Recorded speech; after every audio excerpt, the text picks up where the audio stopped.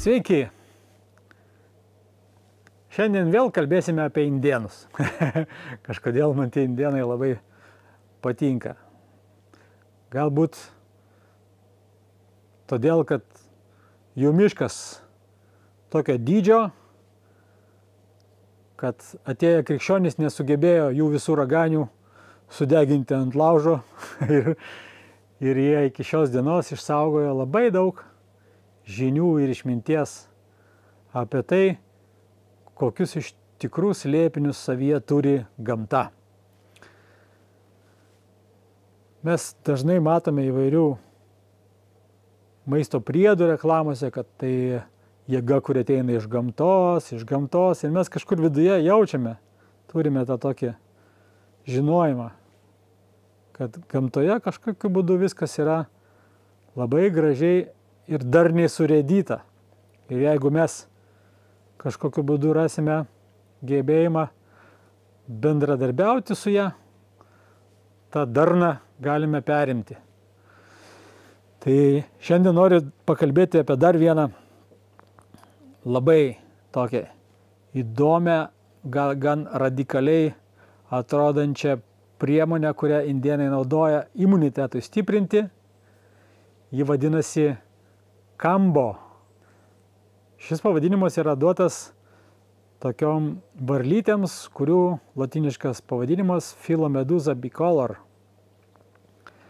Yra tokia legenda, kad prieš daug tūkstančių metų viena indėnų gentis pradėjo sirgti nežinoma infekcinė liga ir pradėjo kaip lapai kristi vienas po kito.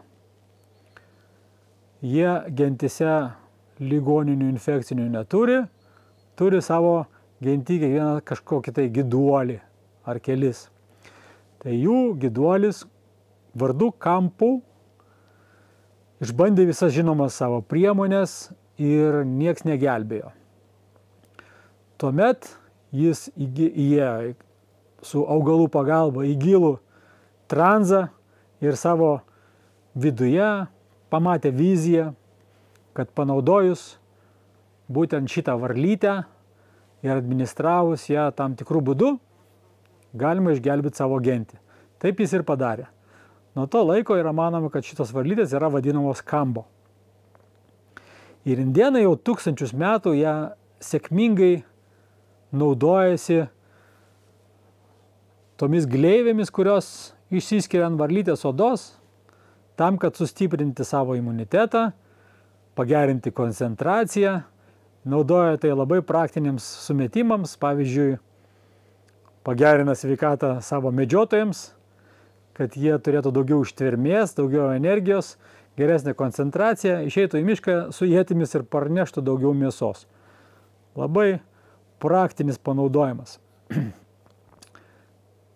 Kambo pastaruoju metu atsiranda vis daugiau plačiajame pasaulyje. Ir informacijos apie ją yra daug įvairios ir prieštaringos.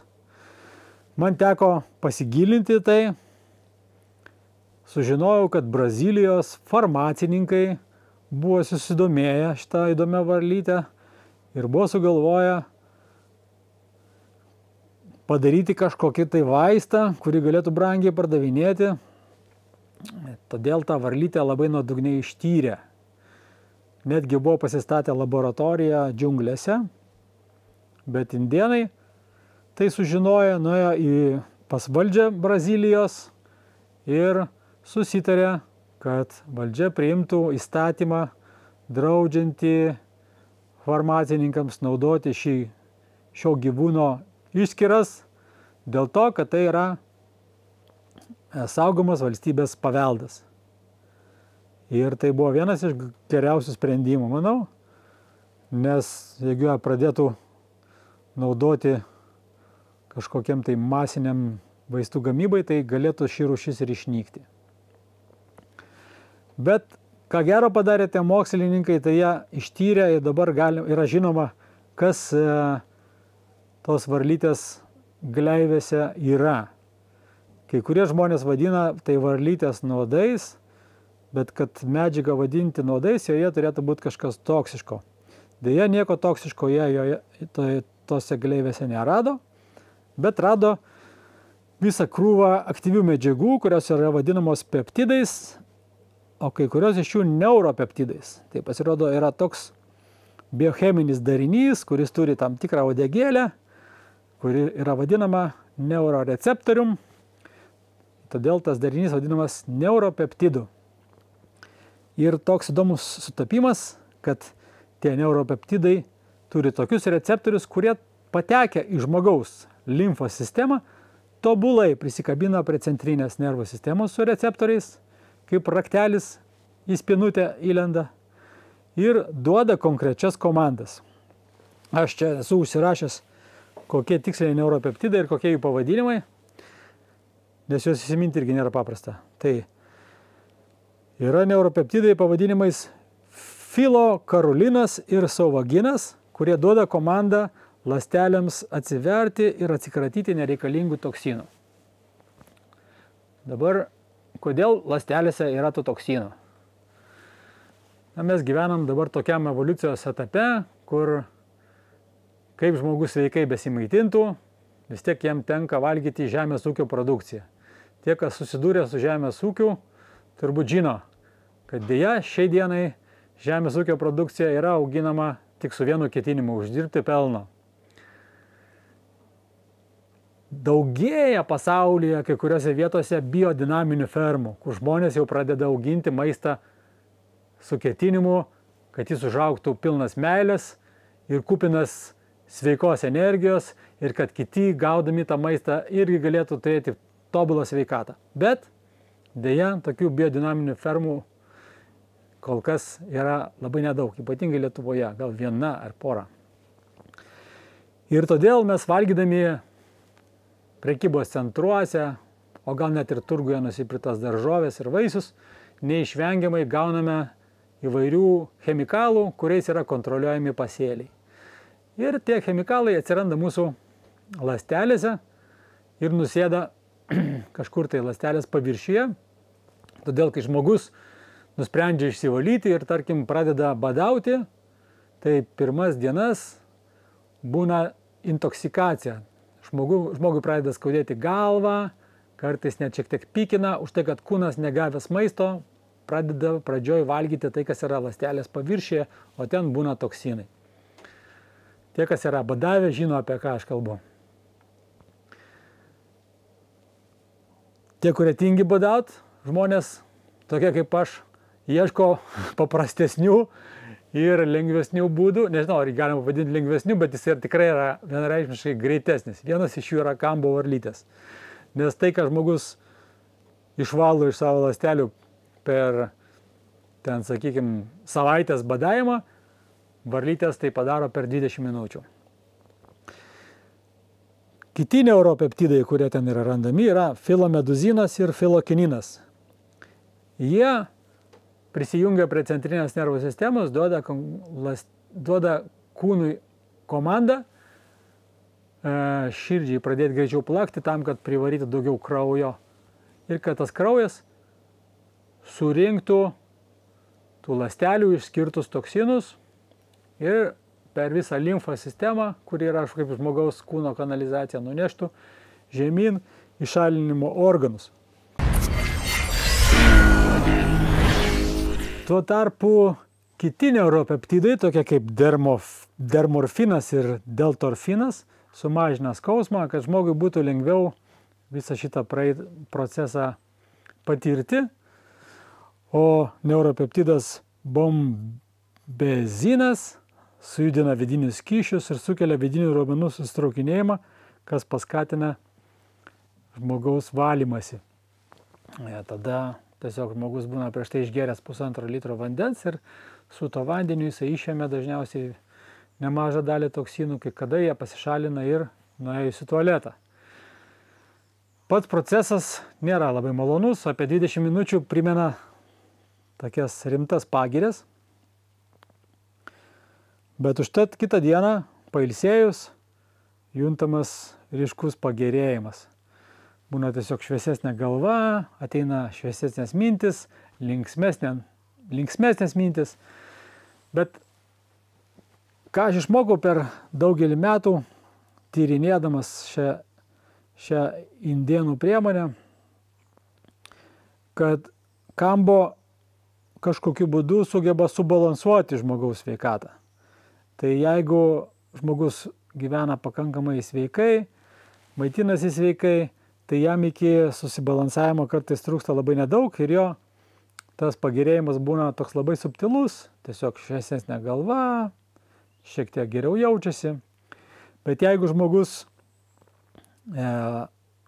tarkim, papiknaudžiauja alkoholiu ir labai nesveikai maitinasi, tai pats valymosi procesas būna gilesnis ir šiek tiek intensyvesnis, bet užtat kitą dieną būna ryškus pagerėjimas. Vieni deklaruoja, kad jaučiasi lyg nuo pečių kažkas numetė kuprinę su geležimis, o pats gražiausias, kokį aš mačiau, tai mano tėvas kažkada jau būdamas 70 metų, sudalyvavo pas brazilus kambo ceremonijoje ir pasakojo, kad tualete jam tiesiog išeidinėjo nuo žarnyno sienelių atsiklijavusios tokios kietos plokštelės, kurios ten, matyt, per metus buvo prikepusios.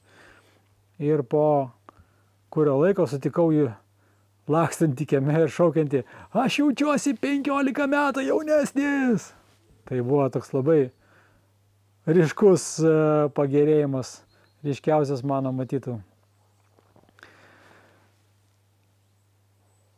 Kuo man pačiam labai patinka kambo, tom, kad kažkokiu būdu tas procesas sugeba subalansuoti visus energetinius centrus.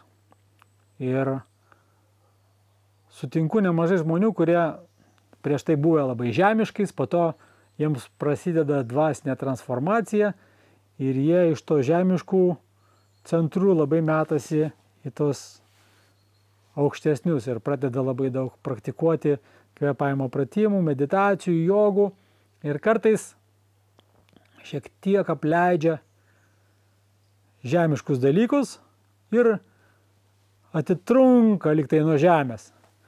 Liaudiškai žmonės tokius vadina šiek tiek išskridusiais.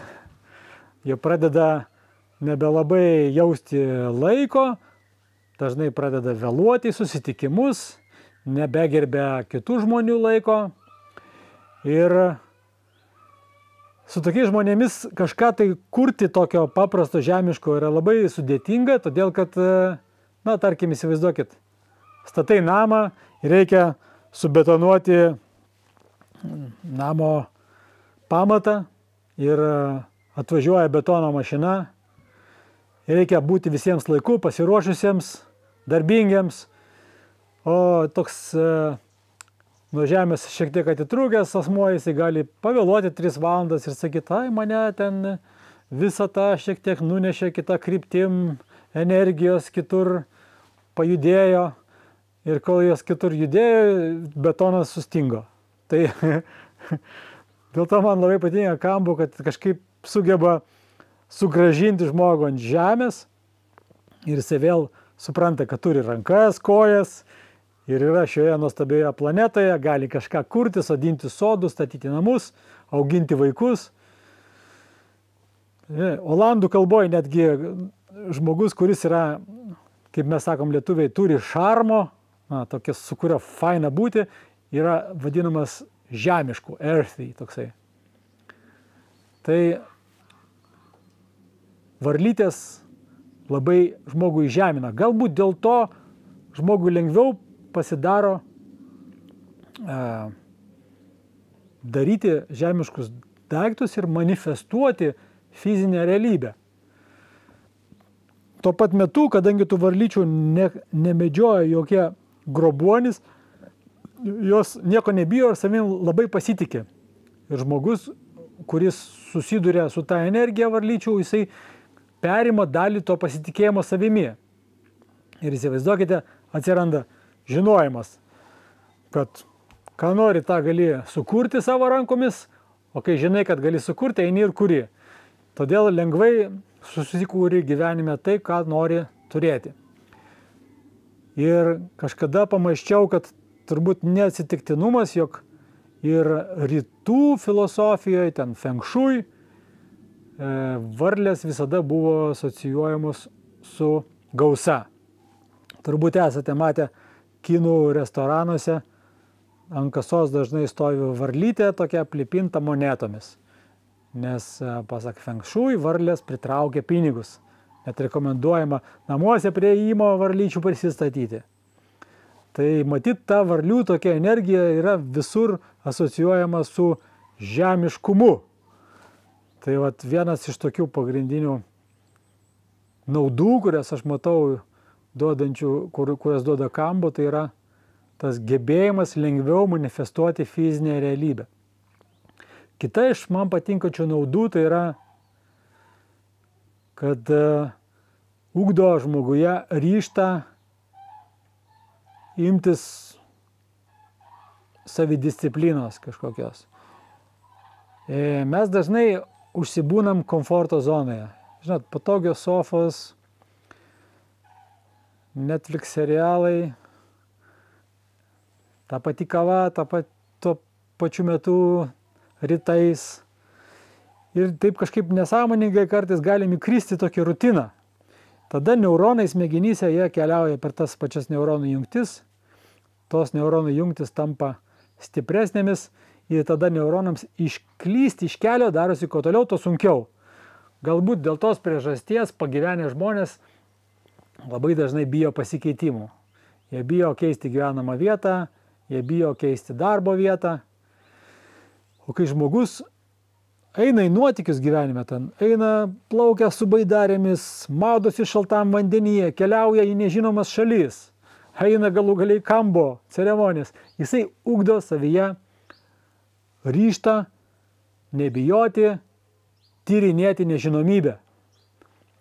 Ir tada auga naujos neuronų jungtis ir žmogus tampa atviresnio proto.